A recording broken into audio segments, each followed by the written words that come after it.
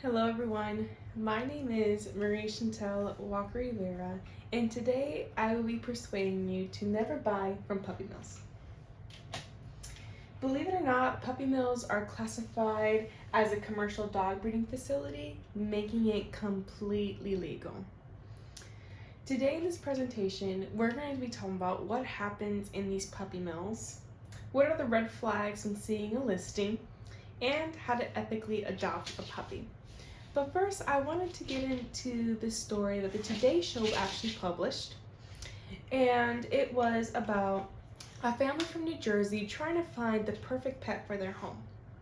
Upon doing research, they found this beautiful golden doodle puppy named Lola, and it was being sold by the New Jersey Golden Doodle breeders. They have done research on them, and everyone says that they're a reputable breeder. So with this information, they contacted them. They bought the puppy for $2,000, and upon receiving the dog, well, first of all, it was a full-grown dog when it was supposed to be a golden doodle puppy. And not only that, it arrived very, very ill and very sickly, and so much so that they actually ended up paying $4,000 in veterinary bills. The family sued the website, they sued the company. They ended up finding out that that puppy actually came from a puppy mill. Puppy mill breeders are more common than you think. These places are inhumane, resulting in the abuse, improper care, and death of hundreds upon thousands of dogs every year. Personally, for me, this topic hits home because I am a pet owner and I am an animal lover. So seeing these types of things, these awful things that these people do to puppies, it makes me want to advocate against them and spread awareness. And that's really one of the reasons why I am speaking about this topic right now. So what happens in these puppy mills? Mother and father dogs are abused and mistreated. These breeders will get mother and father dogs and breed them till they really can't no more. Especially with the mother dogs, they will have them have litters over and over and over again until they reach the age of about 5 years old, and that's when they consider the mother dogs to be worn out. And so with this, they will either sell them to other breeders, they will kill these mother dogs, or they will be left out in a field or in the woods, there to just be abandoned, really just be left to die. And talking about the actual litters, in these puppy mills, they're extremely poor conditions and lack of veterinary care. And so with this, they have so many puppies that they do not have enough space for them.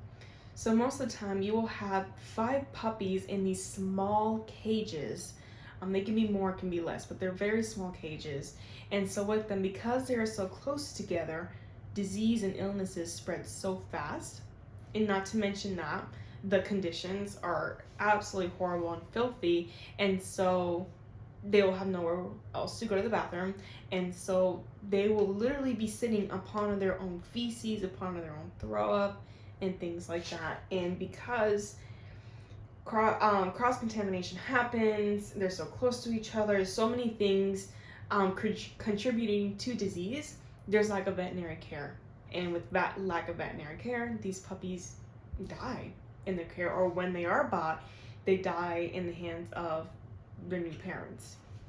So with that, with the poor conditions and lack of veterinary care, there are health issues and behavioral issues, and some health issues that you can see is kidney disease, heart failure, lung damage because there is no good ventilation, anything like that. And so they also have skin disease because the feces will get on their skin and seep in. And even epilepsy and blood disorders are very common within these puppy mills. And aside from the physical effects, we can talk about the behavioral issues. The behavioral issues causing anxiety, abandonment issues, depression. And most of these puppies and dogs are traumatized once they go out, so they don't know how to act when they're out of those places because it's all they've ever known. Some statistics I want to share from you. These statistics are from the Humane Society of the United States. 10,000 puppy mills are estimated to be in the United States currently right now. And about 194,000 dogs plus maybe a million dogs are kept slowly for breeding purposes in puppy mills. And 2.6 million puppies are sold each year originating from puppy mills. And I wanted to say, be careful where you buy your pets. One of the tips that I will give you is that if you see a puppy price for $1,000 to $2,000, and in my own research, I've even seen puppies being sold for $6,000. These overpriced dogs are not what you think they are. Again, these puppy mill owners are trying to get as much money as out of you, so they'll overprice their dogs for you to buy them. So if it's that expensive, don't partake in it. And one of the examples that puppy mill breeders will advertise their puppies is through online ads, flea markets, pet stores, and internet sales. If you are buying your puppy over the internet, you are most likely being scammed. They'll either scam you out of your money and you will never receive the actual puppy, or they will scam you of your money, you'll receive the puppy, and it will be very, very sick, even close to death, just like what I told you earlier about that family from New Jersey that actually ended up paying $4,000 in veterinary bills, like I said. And pet stores, and when I talk about pet stores, I don't mean places like PetSmart, because PetSmart works with local animal shelters and local rescues to sell, not to sell, but rather to have the puppies be adopted. Pet stores, when you go into a pet store and they are actually selling the puppies and you don't see that it's affiliated with the local shelter or a rescue group, they're most likely coming from puppy mills. And one thing that I will tell you is an unethical breeders will refuse for you to see the puppies up close and personal. Like, they will refuse to come where they are coming from. And so if you have a breeder tell you this, huge red flag. It's quite an indication that they are running a puppy mill. And another statistic that I wanted to give you, coming from the Humane Society of the United States, is that there are at least 10,000 U.S. puppy mills, and most of them are unlicensed and unmonitored and are producing up to 4 million puppies a year. And that's about twice as many as the 1990s. And so I want you to look at this image right here, and that's one of the examples of what a puppy mill can look like. As you can see, it's very filthy, dirty conditions, very inhumane, and these puppies, you see about 2 puppies right here, two, and these are very, very small cages. So that's an example of what a puppy mill can look like. And here I'm talking about how to ethically adopt a puppy.